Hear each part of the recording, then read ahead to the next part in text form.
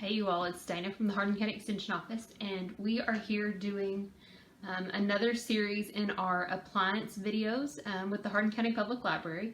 And this time we're going with our old trusty slow cooker. So all the ones we've done before have been kind of the new and up and coming and appliances that I've really been getting a lot of questions about recently.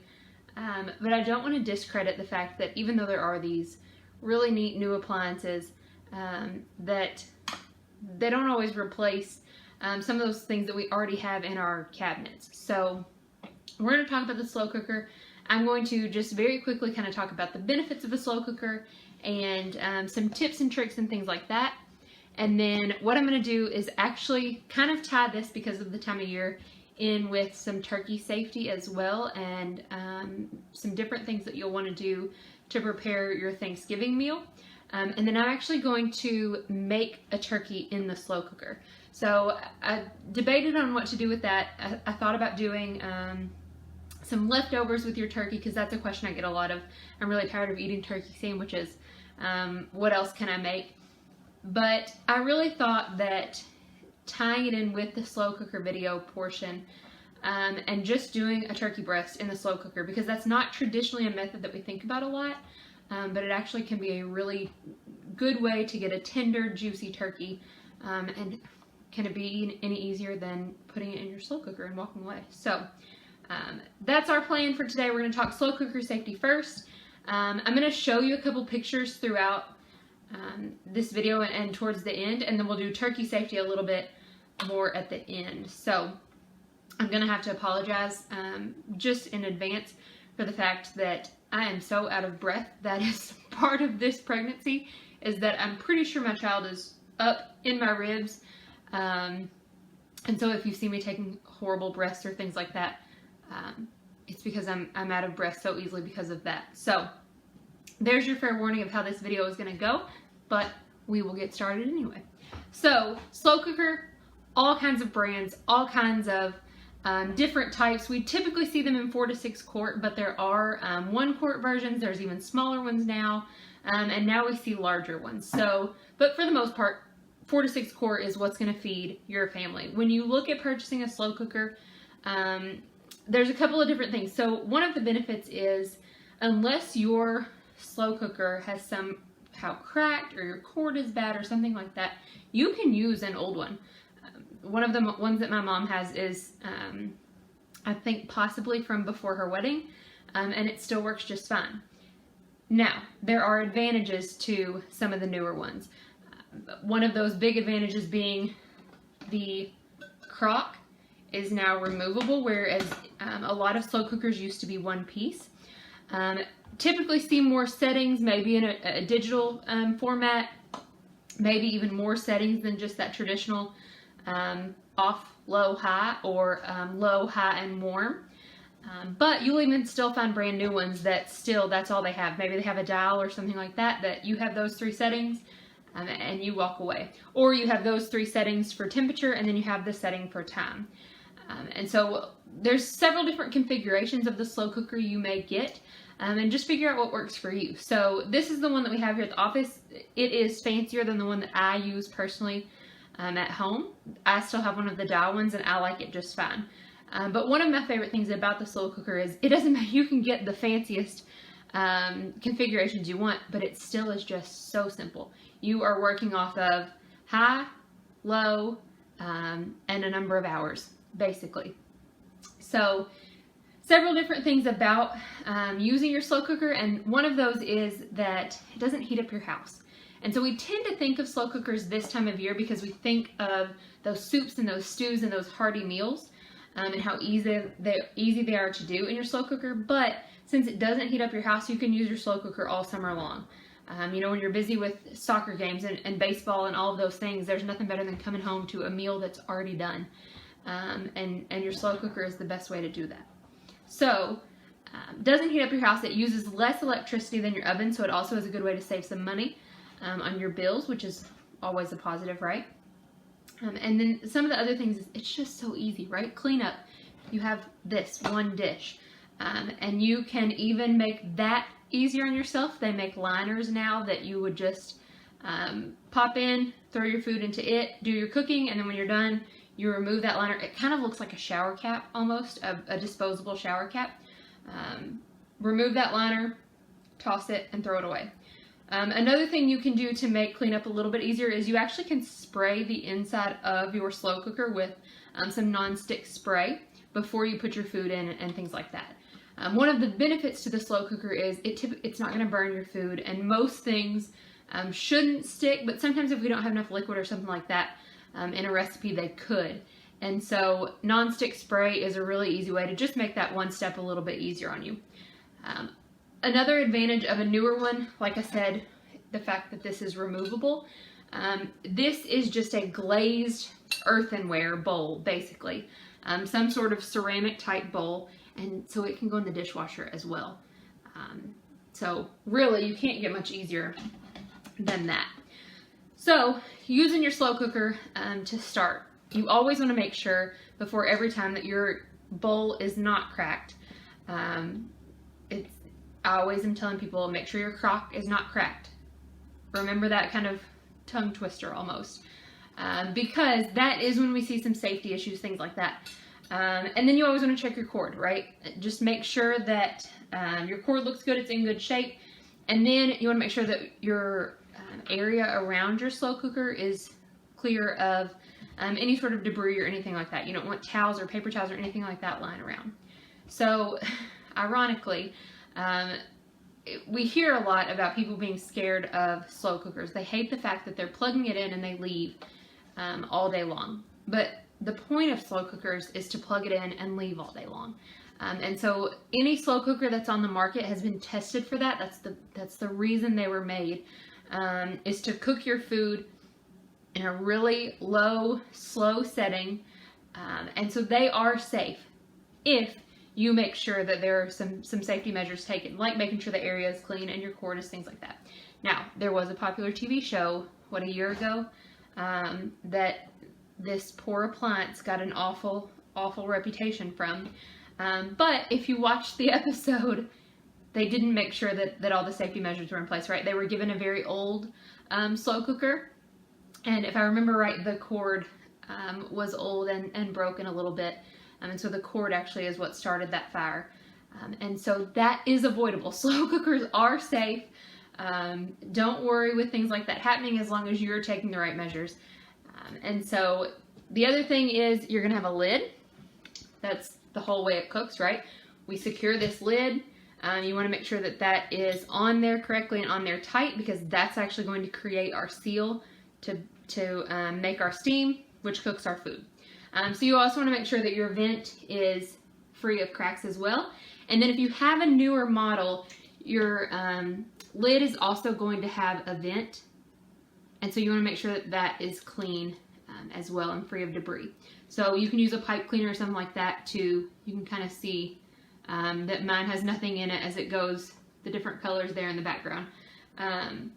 You want to make sure that any steam that does need to escape that's just an extra safety measure. If you have an older slow cooker, you typically won't find that vent, and that's not necessarily a bad thing. That's just a safety measure that they put in place on the newer ones. So, and I'll show you, mine does not do this, and this is one feature of the Work slow cooker that I love. I can actually lock this lid into place. This is for transport, anything like that. This is not to store food once it's done. Like, it's done and we've all eaten out of it, and so I'm just going to pop the lid on, lock it, and then that's how we're going to store it all night long until we eat it again tomorrow. That's not the way the lid works. So anytime you do cook your food in it, you want to make sure that you remove that food and put it in some sort of container that is for leftovers, and then stick those in the refrigerator. And then the next day, you actually do not want to reheat them in your slow cooker. So slow cookers are made to cook, not to reheat. So you would rather reheat in the microwave, or depending on the food, air fryer, whatever it is. But we don't want to reheat food in our slow cooker.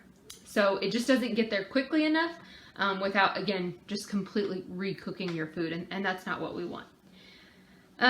So, again, benefits of the slow cooker. How do you top the fact that when you walk in the door, the food is done? Your house smells good. There's no work on you. You serve right out of it if you want, and you go from there. So let me talk a little bit about the basics of kind of how it works. So again, doesn't matter how fancy your slow cooker is, you're going to have a low and a high setting. Low cooks between 200 degrees and 240 degrees. Typically low, we see recipes that are anywhere from 6 to 10 hours that your food should cook in that amount of time. High, a lot of people think is double that because we typically see the most of our recipes are low 4 hours or low 8 hours or high 4 hours, right? But that's actually not true. So high cooks your food somewhere between 300 degrees and 340 degrees. So it's not exactly double. And so you can convert oven recipes or different recipes to become a slow cooker recipe. And that's something to note, is that cooking temperature is not actually double between low and high. The other thing is, if you want to speed up or slow down a recipe, that you need to make that or take that into consideration as well. So I'm actually going to post a conversion chart at the end of this video, so you can screenshot it if you want, instead of me trying to tell you and you write it all down. But it'll tell you, if you've got a recipe that says cook on high for 4 hours, but you're going to be gone for 6, it'll give you that conversion and how to do all of that. Or if you've got a recipe that you typically cook in the oven at 350 degrees, how can you toss it into your slow cooker and make that work? So I'm going to show you this one here just because I do like several things about this, this display that this one has. So this one is a digital display. Turn it on, and I'm not sure how well you can see, but this one is a manual button. We have a flex cook, and then we have a program button. So program gives us our typical, we want to cook on low, we want to cook on high, and for how many hours. And so warm, low, and high are beeping, and I just have to press which one I want. So I just picked high, and I'm going to hit enter, and then it's going to pop up a clock. And I know that's hard for y'all to see, I'm sorry. And so for this one, I actually can set in 30-minute increments how long I want this food to cook. And then once I'm done, so I just put it to 6 hours, I hit enter, it's going to start, and it's going to count down for those 6 hours. This one automatically keeps warm once that 6 hours is done. So if it's 6.5 hours before I get home, or 7 hours, whatever it is, it's going to keep that food warm in the meantime. They don't all have that feature, and that is a nice addition to some of the newer models. The other thing about this one that I do like, and you don't see often, is this manual option. So for this one, I can do manual, and again, it gives me the same options, warm, low, and high. And I'm just going to pick one. I hit enter for, I think I picked high there, and it's actually going to start counting up. And so this lets me know how long it's been in there. On high, it says high at the bottom is highlighted. And so I have a little bit more flexibility with a display like this than just that traditional, it's got to be 4 hours, 6 hours, whatever it is. And so this is something to consider if you make different recipes that at your home, you're there when it's cooking and you can watch it a little bit. There are a lot of recipes that it actually would benefit, you don't have to, but it would benefit you to start maybe for the first hour on high and then switch to low. And so get that heat really going to start with, especially if you've got big meat products in there. And then you can slow it down a little bit and finish the rest of your cooking process on a lower, slower setting. And so that is just a different feature that I had never seen before that I like. The flex cook is something, and I don't know what it will say. It says flex cook 1 on high. I hit enter, and it goes in kind of the same thing. Oh, this is what the flex cook does. I'm glad I just did. It does exactly what I just talked about. So I can set it to do high for an hour and a half, and then I can set it to do low for 4 hours if I want to. And it's going to do it and automatically switch over if I'm not home. So I have never even played around with that on this one. I didn't realize that it did that. So that's awesome. So that's an option for you as well. So a couple of things on, again, how it works. The slow cooker is designed, the heat source is at the bottom, and then the heat kind of penetrates up the sides. And so you'll notice as you cook that your sides do get hot. This one actually has a warning label of hot surface.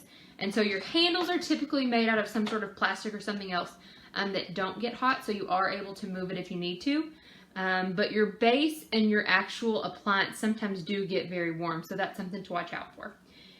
And then like we talked about, you're going to make sure that your lid is on, that it seals well, because what it's doing is it's taking whatever liquid is in your food or in your recipe, and it's taking that and creating a steam vapor. And that steam is just kind of circulating throughout the food, helping it cook, in addition to the heat base that then penetrates up the side.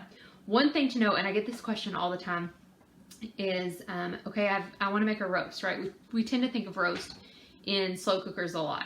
But I want to make a roast, and I've put my meat in there, and my carrots and my potatoes are still crunchy. And that just drives me insane, because I want them to be as mushy and tender as my meat is, and that doesn't happen a lot. So to me, this is completely backwards thinking, but our vegetables tend to cook slower in a slow cooker than our meat does. Especially if they're those really hearty vegetables like carrots and potatoes that are a little bit thicker, more dense, things like that. And so actually, if you are doing any sort of vegetable and meat dish combination, you actually want to place your vegetables on the bottom. And so place them closest to the heat source, and then place your meat on top, because it's going to cook the fastest in a slow cooker. And then place your liquid in, your lid on, and get started. And you'll notice a big difference if you do that. If you traditionally, because it's instinct for everybody, I think, that your meat should take longer, and so you think put that by the heat and go from there, but it actually is backwards in a slow cooker. So that's something to note as well. Food safety things, you always want to start with a clean appliance, obviously. You want to start with safe, high quality ingredients. You want to make sure that your meats are thawed for food safety. I do know a lot of recipes that call for frozen meats to just be tossed right in. And yes, they do cook. They tend to be a little bit drier at the finished product. And just food safety, we want to make sure that it got to the right internal temperature and that it was there for long enough to really kill that bacteria. And so we always recommend that you start with thawed meats in your slow cooker. As always, doesn't matter how you start meat, you always want to make sure that you end by using a meat thermometer and make sure that your food has reached that safe internal temperature. And then one thing that I hear a lot, and that tends to surprise people, is that the point of a slow cooker is to truly put your food in, put the lid on, press start, your settings, whatever it is, and then walk away. And so coming back and lifting the lid to check it out, because you will notice that a lot of condensation builds up on the lid. So towards the end of your recipe, you can't see in there and check on it. And that just drives some people crazy. Or it smells so good, so you just want to peek in and see what mom's making for dinner or dad's making for dinner or whoever. But every time you lift the lid, you're actually stopping and slowing that cooking process, because you're releasing that steam, which is the point of how slow cookers cook. And so every time you lift the lid, it's recommended that you add at least 15 more minutes of cook time. And so leave the lid alone. I know that that's just, it's out of habit to want to check on the food that you're cooking, especially in that amount of time. You want to make sure that everything's going right and everything looks good and the meat looks cooked and all of that. But if you are following a recipe that is trustworthy and you've got the right settings and your slow cooker works correctly, then your food is going to cook the way that your food is supposed to cook. So lifting the lid is not going to do anything except make your food not cook the way it's supposed to. So don't lift the lid. You typically shouldn't have to stir your recipe, anything like that. If you want to, or if you're using a recipe that says lift the lid and stir, then most likely the time that they have listed, they've taken into account the fact that you're going to lift that lid and release some of that steam. Because what you're doing is putting that lid back on, and then it has to build up some of that steam again. But speaking of recipes and pointing that out, you want to make sure that any recipes that you use come from a trustworthy source, because they're going to be what makes sure the bacteria is killed, that have the right time, things like that. So anybody can write anything on the internet, is one rule of thumb that I always follow. And so you want to make sure that your recipes are coming from a trustworthy source, cookbook, anything like that, or a .gov, .edu, or .org website. not that blogs don't have great recipes and that they absolutely can be trustworthy, but also they may not be. So just a good rule of thumb to make sure that you're getting food safe recipes. So that's something to always point out as well. If you do conversion, you want to make sure, and like I said, I'll post some conversion tips at the end, and especially a chart, but if you're taking a recipe from the oven and putting it in the slow cooker, one important thing to note is that if you have a dish in the oven and you put it in there, a lot of the liquid within that dish is going to evaporate. It's going to lift up and rise as it heats up, and it's going to evaporate. That doesn't happen in a slow cooker. So the lid traps it in, which again is how it cooks. But if you put in the same amount of liquid that you put in the oven, you're going to end up with a very liquidy dish at the end, because it's not going to lose any of that liquid or near as much of that liquid as it does in the oven. And so anytime you do have a recipe that you traditionally do in the oven that you're going to move to the slow cooker, you almost always want to cut that liquid down. And again, I'll put that in the end so you can screenshot everything like that. But that is something I wanted to make note of, because I don't want you to end up with a mushy dish at the end, because you didn't cut down on that liquid. So that is something to think about. If you have questions, as always, please put them in the chat box, and I'll be answering as we watch this video. But I think for the most part, that's kind of my start on slow cooker. So I'm going to put some pictures up of those conversions and some different slow cooker recipes right now. You can screenshot any of those, and I'm going to get ready to cook our turkey in this slow cooker, and we'll see how it goes. So I will be right back.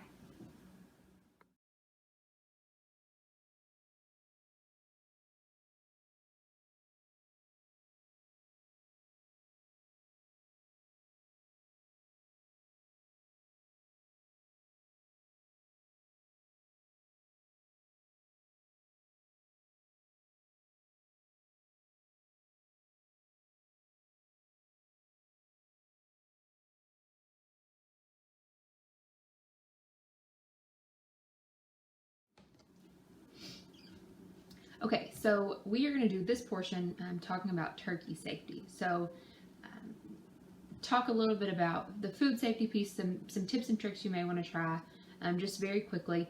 And then I actually am going to prepare the turkey that I have here in the slow cooker. So again, trying to mesh those two.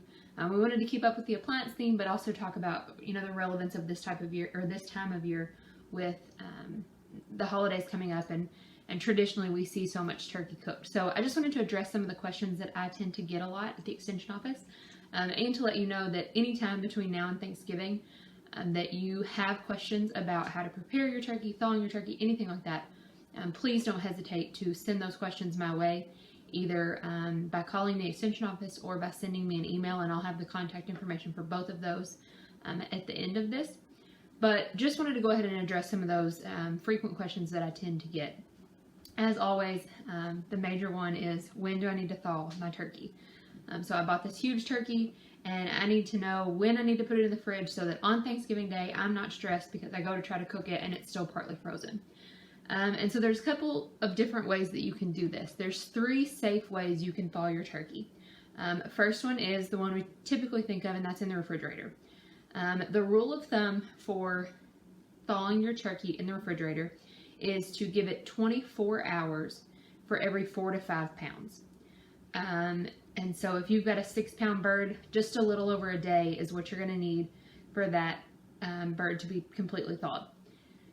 My rule of thumb is to always give yourself a little bit of extra time in the refrigerator. So use that 24 hour for every 45 pound rule, but then maybe do it a day or half a day early, or whatever it is, because once that bird is fully thawed, it can stay in the refrigerator for 1 to 2 days before you cook it. So you do have a little bit of leeway there, and in my eyes, better be safe than sorry. But again, 24 hours for every 4 to 5 pounds in the refrigerator. We want your refrigerator to be at that 40-degree mark, below 40 degrees, whatever that is, to make sure that the bacteria cannot grow. So we consider the danger zone for bacteria 40 degrees to 140 degrees. And you want to make sure that at any point in dealing with your meat that it is below 40 degrees, or we are cooking it to get above that danger zone. The next way that you can thaw your turkey is in the microwave. Follow your manufacturer's instructions for defrosting, poundage, things like that.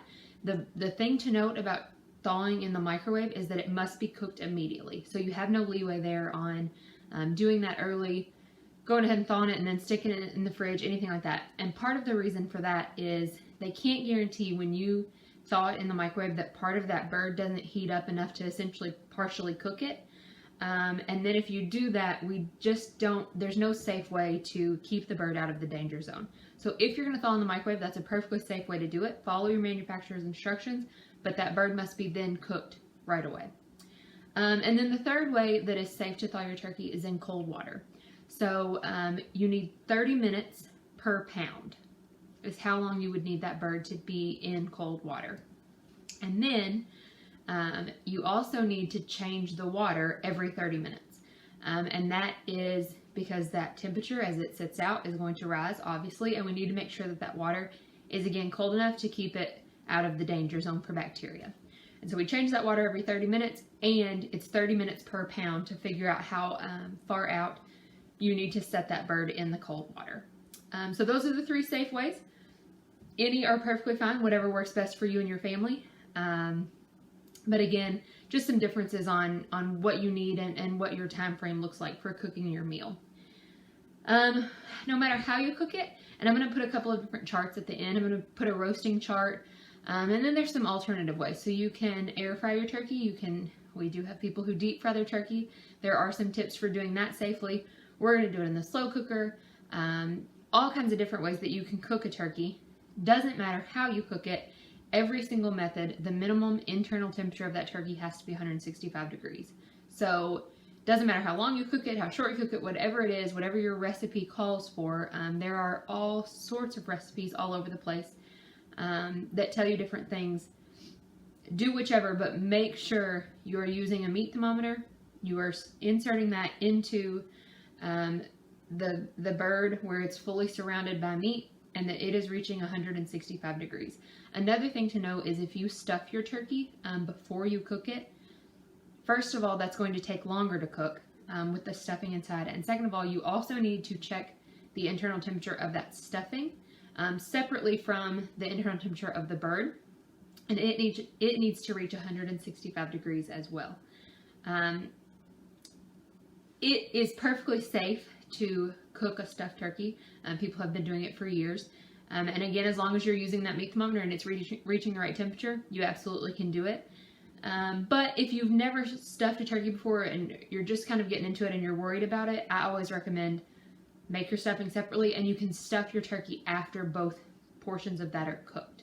So cook your bird, cook your stuffing, and then stuff it at the end for presentation if you want. But again, you can cook it stuffed, just make sure you know it will take longer and you do have to reach 165 degrees in both the stuffing and the bird. A couple other things to note: if you're going to use a roasting pan, dark roasting pans cook faster than the newer shiny metal ones. And so if you're using a dark one, you may need to check it a little earlier than you would a shiny metal one. Or if you're using a new shiny metal one and you've always cooked it for this many hours and you can't figure out why it's not done, it may just be your pan. Another thing is we see a lot of turkeys in cooking bags, or we have the ability to purchase a cooking bag and put our turkey in that. And those turkeys tend to cook faster as well.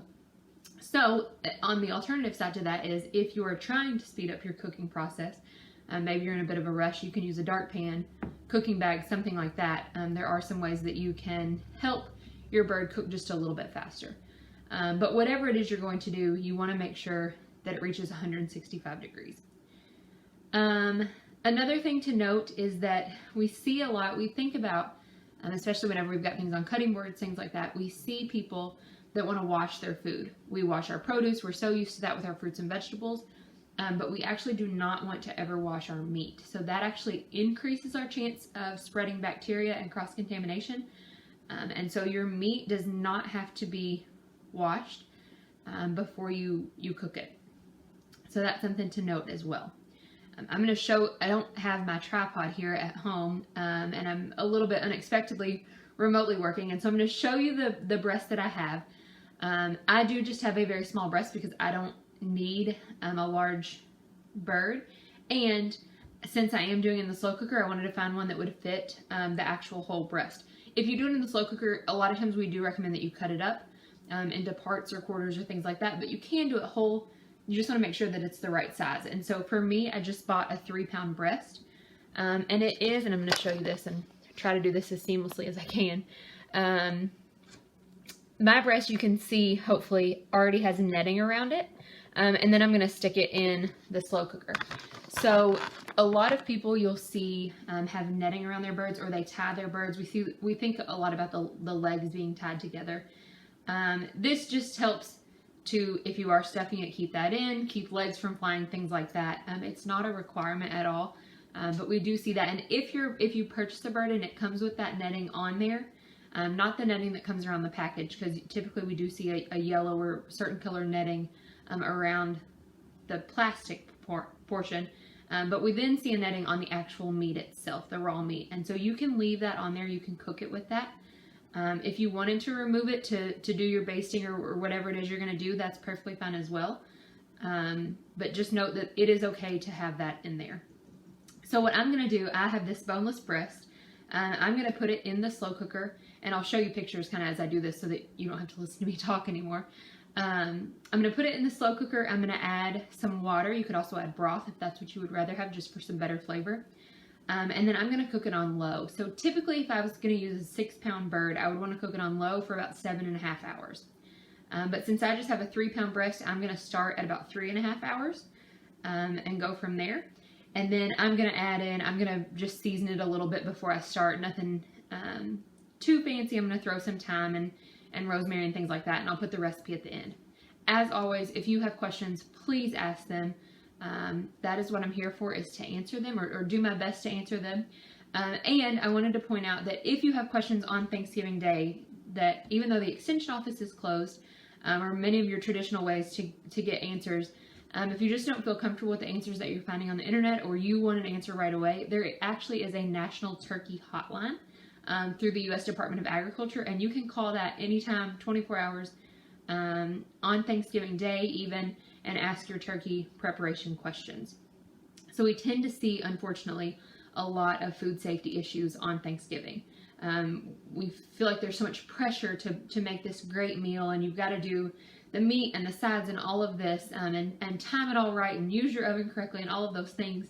And so we do tend to see a lot of food safety issues. Plus, and it's nothing against our ancestors, because many of them were fantastic cooks, but a lot of the bacteria and different things that we have are so much more prevalent or resistant or different things like that.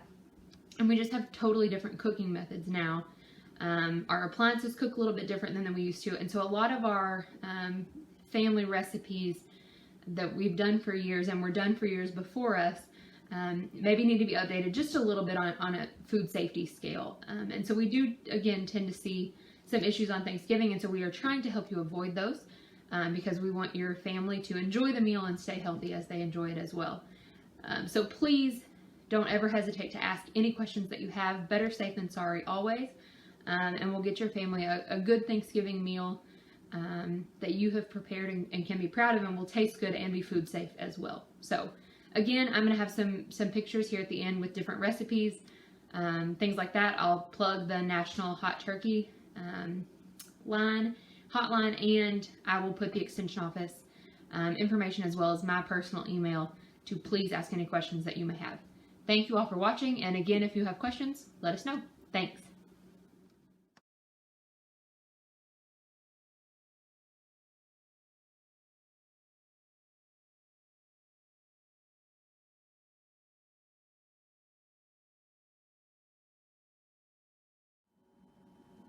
All right, so I said no more talking, but I did want to just show you quickly. This doesn't look like a lot, just because the herbs that are used in this recipe are pretty simple and pretty small. But I wanted to show you how nicely this particular bird fits into the slow cooker. And then you can see that you have plenty of room to get that fully cooked, get that steam going, things like that. So you can see I've got some garlic in here. I've got a slice of lemon. There is some thyme, some rosemary, and then The actual bird itself, I patted dry with paper towels.